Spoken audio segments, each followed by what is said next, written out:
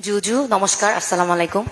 Uncle, আমি ভাইয়া বলতে পারলাম না, সরি। আমার বাবা That's okay. আপনাকে ভাই বলে ডাকেন, এই জন্য। তো আমি পারমিতা চাকমা, মাস্টার্সে চট্টগ্রাম বিশ্ববিদ্যালয়। আপনি দেশে আসার পরপরই পাহাড় এবং সমতলকে সবাইকে নিয়ে একসাথে দেশ গড়ার কথা বলেছিলেন। সেক্ষেত্রে বাংলাদেশ যেহেতু বহু জাতিভিত্তিক দেশ, সেক্ষেত্রে আমি একজন চাকমা নারী প্রতিনিধিত্ব করি এবং আমি আদিবাসী হিসেবে পরিচয় দিতে স্বাচ্ছন্দ্য বোধ করি।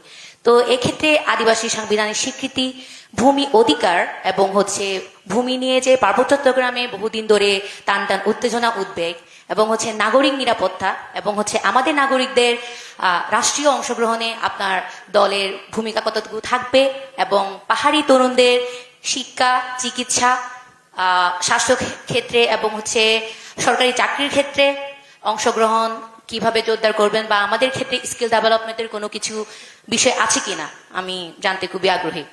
ধন্যবাদ। দেখুন, আমরা যদি বিষয়টাকে এইভাবে দেখি, ৭১ সালে যখন যুদ্ধ হয়েছিল দেশ স্বাধীন করার জন্য, তখন কে কোন ধর্মের এটা কিন্তু কেউ দেখেনি, আবার কে সমতল বা কে পাহাড়ের এটাও কেউ দেখেনি। ঠিক একইভাবে ২০২৪ সালে যখন আন্দোলন হতো, ঠিক সেই সময়ও কে কোন ধর্মের কেউ দেখেনি। ঠিক একইভাবে কে কোন সমতলের বা কে পাহাড়ি সেটাও কেউ দেখেনি। সো অ্যাজ লং ইউর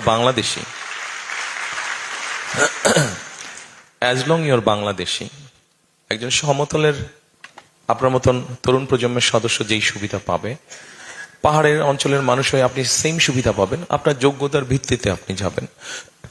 কারণ আন্দোলন যখন শুরু হলো ২০২৪ সালে, এটা তো কোটা প্রথা বাতিল দিয়ে শুরু হয়েছে। আমরা বলেছি ২০১৪ সালে আমি বলেছিলাম যে কিছু ডিজেবল বা অন্য ভিন্ন ধরনের মানুষ আছে, তাদের জন্য বিভিন্ন পর্যায়ে কিছু 5% মতন কোটা রেখে বাকি সব ক্ষেত্রেই আমি ব্যক্তিগতভাবে মনে করি যে মেধার ভিত্তিতে হওয়া উচিত। সেটা সমতলই হোক, সেটা পাহাড়ি হোক। হ্যাঁ, সরি, কেন হবে না? আপনি বাংলাদেশি না? আছে,